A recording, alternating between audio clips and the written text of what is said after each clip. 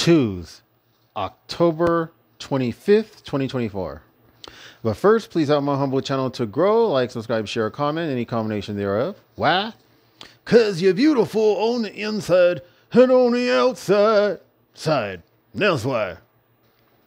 So, things happen to me in twos a lot. I'm not into numerology, but if you read the interpretation of the dream by Joseph of Pharaoh about the 7 years of famine and the 7 years of plenty and the 7 years of famine, Pharaoh has a dream that repeats essentially twice, and Joseph tells him the dream repeated twice because it is God, because God has fixed what's about to happen. And then he gave him the interpretation of these two dreams that were essentially one. So since God gave me a vision, or I don't even really know, the vision isn't the best word, but it's closest to what was going to happen in my life at the age of my early 20s, or was it mid 20s? Shortly after that, I began to get twos. Things would happen twice, and this is an example of that. So, when I was living in Los Angeles, I had this situation where it was a near infestation. I had a bunch of food stored in my closet. I had 2 1-pound packs of walnuts at the bottom corner of all this food. And they were open, and some weird little fly, it looked like a moth, but it was the size of just a little smaller than a fly, had managed to get in there. I didn't know at the time, but these tiny moths began to appear in my room. And each day it would be more of them and more of them. And I would typically, how I would deal with them is I would take a sponge, I would put some bleach on the sponge, and then I would just quickly wipe them because they would just be sitting there. For some reason, they love to sit near where I put my fan. I don't know if that was so their legs or their wings could dry out or whatever, but they would always sit. So I knew where to look for them. And eventually, because I'm not so much today. Well, yeah, today too, but more so then. I was so paranoid of insects, y'all. It didn't matter what kind of insect it was. I knew it was coming from the closet, and I would just take out a little bit of food and I'd examine it. Y'all, it was the last damn, like I said, set of 2 1-pound bags of almonds that I had either taped or rubber band together. They managed to get into both of them. They would lay these eggs. They would hatch. The larva would crawl into some of this crocheted. They were baby booties that I would try to sell in public, and I had a bunch of them. I didn't sell that many that were kind of like taped on a box upside down. So these little larvae would climb up in there and pupate, and they would turn into these flies. But I noticed that as time passed, they didn't just sit there and let me quickly kill them. Eventually, they started trying to escape or try to get away from me. And then as time passed, they would buzz off as soon as I got near to them. If they could fly, they would buzz off. And I was like, how the heck are they knowing? Because initially it was easy to catch them. They didn't even try to get away. Like they didn't know that their life was about to end. So it was very interesting. It was as if I assume they leave some kind of a pheromone or some kind of a molecular thing that these flies can pick up to know you're in danger, you better watch out. And they just completely reacted differently. Just for the record, when I finally did find them and looked under, because apparently the food was on top of even these, well, some of the food was on part of this plastic box, this box with these baby booties, and the 2 bags of walnuts in the corner. When I found them, I put them in plastic bags and tossed them in the dumpster. I wrote a note on them, do not open. There's a bunch of insects in here. It was never an issue again because these appear to be a kind of insect that likes walnuts. I don't know if they eat other kinds of nuts, but that's what they got into. So the exact same thing happened recently here. I don't know how many years later, because I don't remember how many years this happened. I've been in Cheyenne for just over 3 years. So this might have happened anywhere from 5 to 10 years ago. But recently, I started noticing these tiny little gnats in my shower.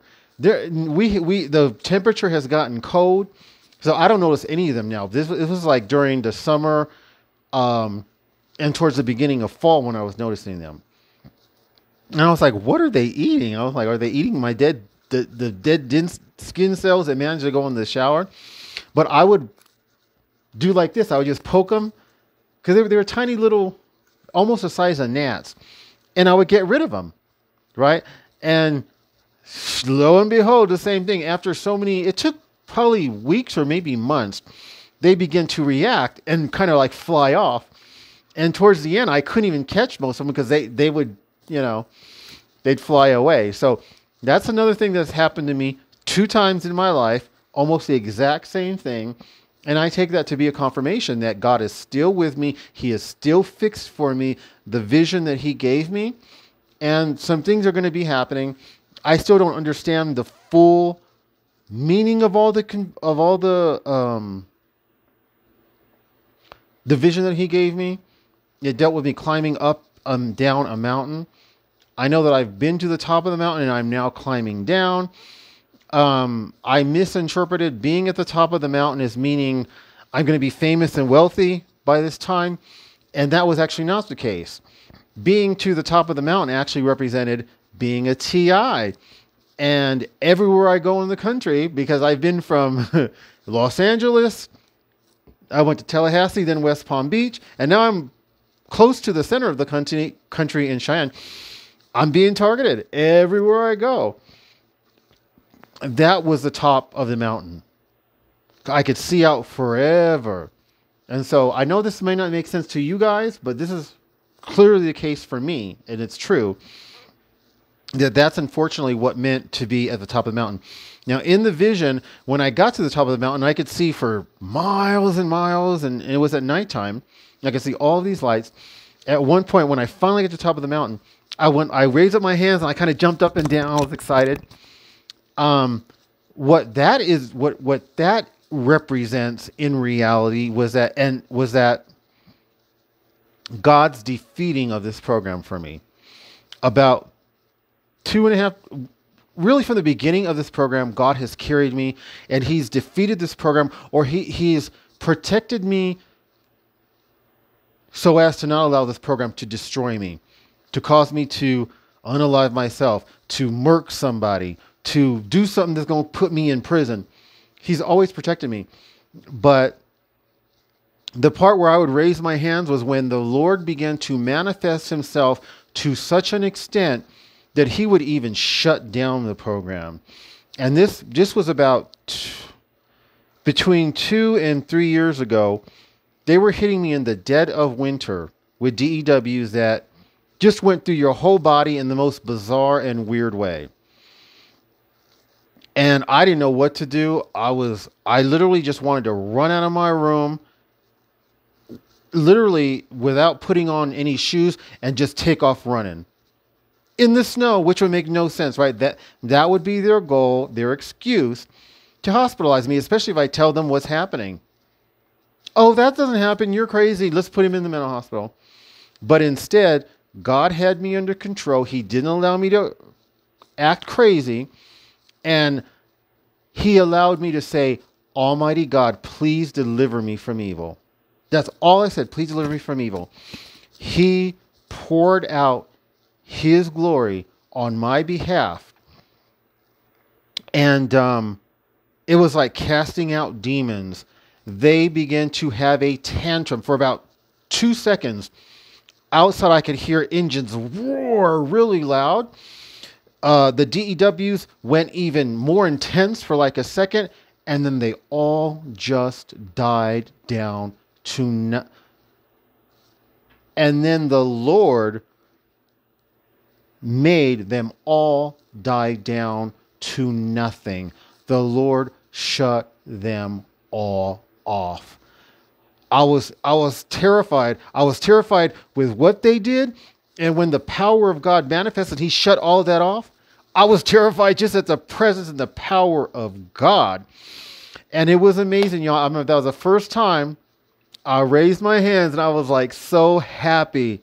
I was so happy, like, wow, look what God done did. He scared me along with them. He, just like when Jesus would cast out demons, these demons would have tantrums. They'd throw the person they were possessing on the ground. The person would be shaken and foaming at the mouth and stuff like that.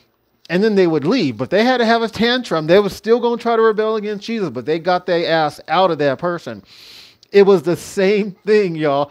God shut them down, but they still had to give a little bit of rebellion. They still had to have a tantrum like, Jesus is going to cast us out. Jesus is going to put a stop to this. It was a beautiful thing.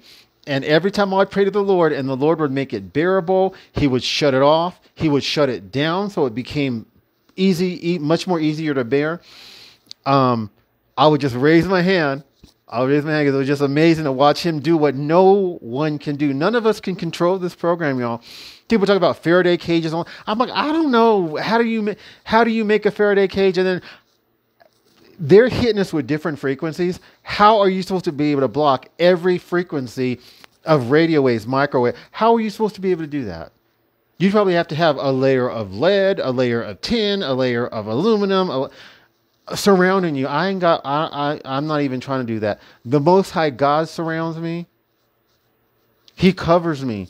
The Holy Spirit of God covers me. And what he lets through is not a big deal. He don't let enough through to affect me. And so I kind of meandered from going from twos to this, but get to know the Lord the way I tell y'all to do in all my videos. Pay your tithes and offerings. If you don't, Malachi chapter 1, God says you are cursed because you are robbing God. Matthew 25 says, Jesus says, you are cursed because you are not helping the poor. Ezekiel 16:48 and 49 says, you are committing the sin, one of the abominations of Sodom and Gomorrah. This was the sin of your sister Sodom. She had pride, excess of food, prosperous ease, and she did not aid the poor and the needy. Don't make lame excuses. The easiest, well, I don't have money to help the poor. Y'all TIs be paying for memberships, cable, subscriptions, vacations, cruises. You buy new clothes when the clothes you have are perfectly fine. You go out to the movies. You brag about going to Starbucks paying for the overpriced drinks. Romans 12:1, your life is to be a living sacrifice. I think it's 1 Thessalonians chapter 5. If you have food and clothing, you are to be content with that. Take the money that y'all is wasting on this garbage. Cancel all that garbage and start using that money to sponsor children in the third world through reputable charities such as World Vision, the Lord because he is righteous, not me. He makes me sponsor these 12 girls y'all see behind me. Or if you prefer, you can help folks who are homeless veterans. Don't be stupid thinking like you're going to help some homeless girl who's half your age just because you're trying to get in her pants. Don't do that. You're going to bring a bigger curse on yourself. Or so you can talk down to someone, you're going to bring a bigger curse on yourself. Because Jesus says, what you do unto least of my people, you do unto me. You talk down to them, you're talking down to Jesus. Genuinely help them. And then pray 2.5 hours a day and more. And you will be so blessed. It's not going to happen overnight. You have to be faithful and consistent with the Lord. But as the months and the years pass, God is going to begin to manifest himself and make this program a joke for you, just like he does for me. I send out my love to all y'all beautiful born again TIs. God bless.